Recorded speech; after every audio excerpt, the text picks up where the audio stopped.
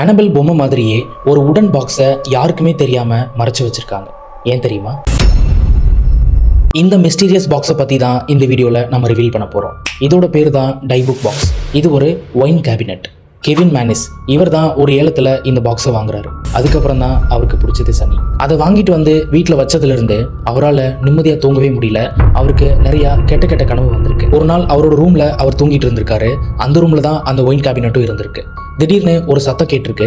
எந்திரிச்சு பார்க்கும்போது யாரோ ஒருத்தர் மறைஞ்சிருந்து அவரை பார்க்கறதா அவருக்கு தெரிஞ்சிருக்கு. ஓடி போய் அங்கே பார்க்கும்போது அங்கே யாருமே இல்லை. திரும்பி வந்து பார்க்கும்போது அவர் ஒரு விஷயத்தை நோட் பண்ணுறாரு.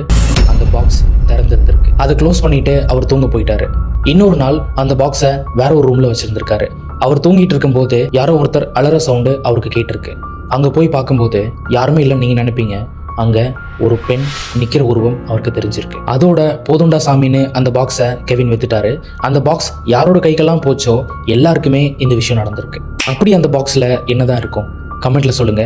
நீங்க இந்த பாக்ஸை யாருக்கு கிஃப்ட் பண்ணுவீங்க? அவங்கள கமெண்ட்ல டேக் பண்ணுங்க.